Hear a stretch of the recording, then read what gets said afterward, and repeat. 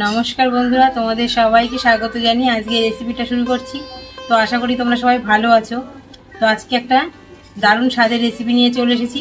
তো আজকে আমি তৈরি করব আলু আর পটলের রসা। তো এখানে দেখো, আলু পটলের রসা তৈরি করার জন্য পটল আর আলু আগে থেকেই আমি কেটে ধুয়ে নিয়েছি। আর এখানে নিয়েছি সামান্য কিছু উপকরণ। তো এটা দিয়ে আমি তৈরি করব আলু পটলের রসা। তোমরা সম্পূর্ণ ভিডিওটা দেখতে থাকো, আশা করি রেসিপিটা তোমাদের ভালো লাগবে। তো প্রথমেই আমি আলু আর পটলগুলোকে আলাদা আলাদা করে ভেজে নেব। তোমরা ভিডিওর সঙ্গে থাকো।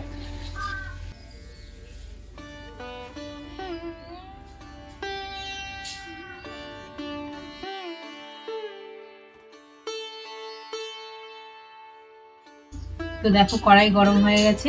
তো আমি আলু আর পটলগুলো আলাদা আলাদা করে ভেজে নেব। তো প্রথমে আলুগুলো ভেজে নেব।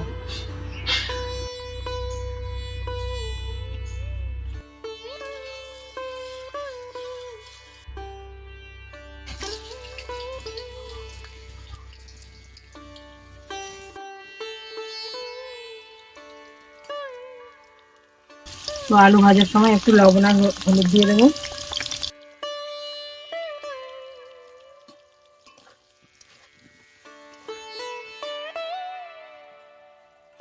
তো দেখো, আলু আর পটলটা ভাজা হতে হতে মশলাটা রেডি করে নেব। তো এখানে দেখো, মশলা করার জন্য নিয়েছি একটু আদা, মগজদানা, কাঁচা লঙ্কা, শুকনো লঙ্কা, একটা পেঁয়াজ, একটা টমেটো কুচি, 1 চামচ পরিমাণ জিরে আর 2-4 কোয়া রসুন। এগুলো আমি এখন বেটে নেব।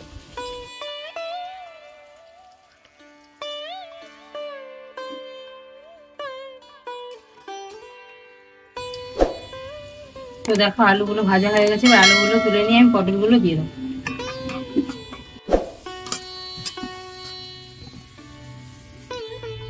তো দেখো, পটলগুলো আমি এরকম করে কেটে নিয়েছি। এবার পটলগুলো আমি ভেজে নেব।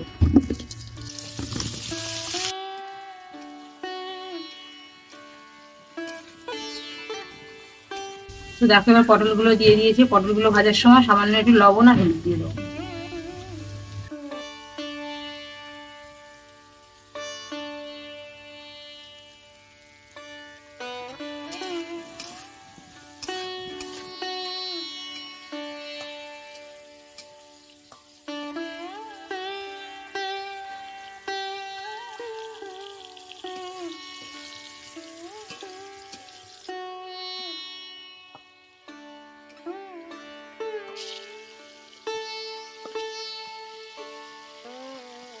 তো দেখো, পটলগুলো তুলে নিয়েছি। এবার ওই তেলের মধ্যে আরো একটু তেল দিয়ে দেবো।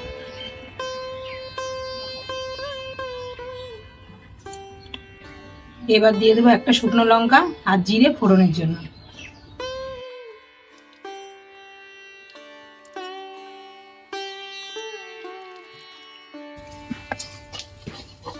দেখো, জিরে আর শুকনো লঙ্কাটা কালার চলে এসছে। এবার আমি বেটে রাখা মশলাটা দিয়ে দেবো।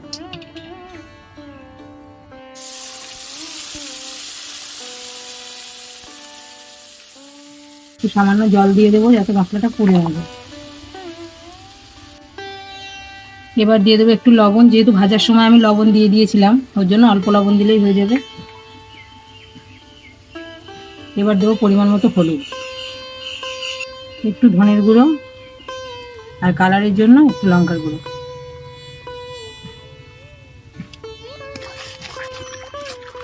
তো এবার মশলাটাকে আমি ভালো করে কষিয়ে নেব।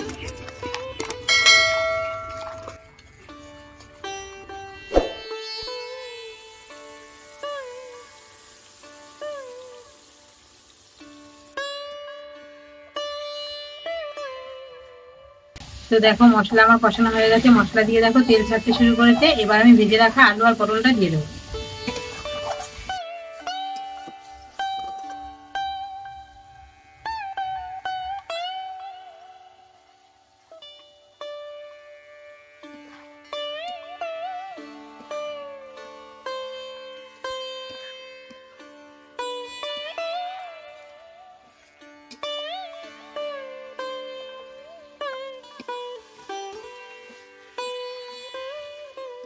তো দেখো, মশলার সঙ্গে আলু আর পটলটা ভালো করে মিশিয়ে নিয়েছি। এবার আমি দিয়ে দেবো জল। তো এখানে আমি গরম জল দিচ্ছি, তোমরা চাইলে কিন্তু ঠান্ডা জলও দিতে পারো।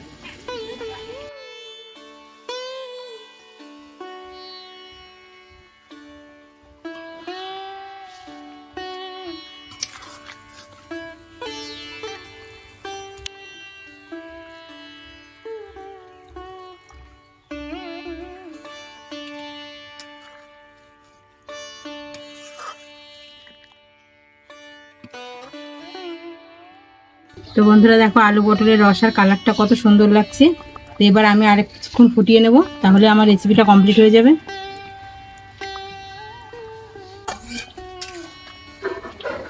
তো বন্ধুরা দেখো আমার আলু পটলের রসাটা কমপ্লিট হয়ে গেছে, আর এটা দেখতে কি দারুণ হয়েছে, দেখো কালারটা কত সুন্দর হয়েছে। এবার আমি দিয়ে দেবো চিনি আর গরম মশলা।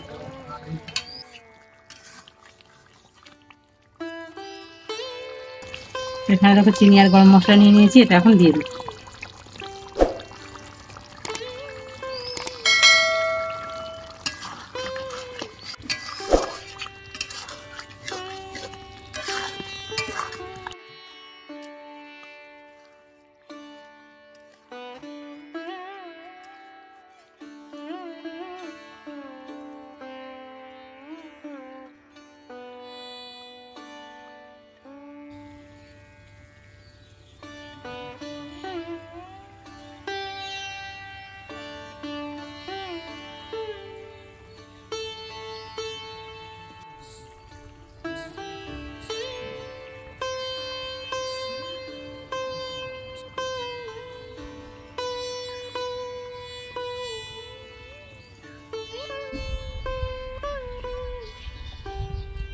তো বন্ধুরা দেখো আলু পটলের রসার কালারটা কত সুন্দর হয়েছে। এটা দেখতে যেমন সুন্দর, খেতেও কিন্তু বেশ স্বাদের। এই স্বাদ কিন্তু মুখে লেগে থাকবে একবার বানিয়ে খেলে।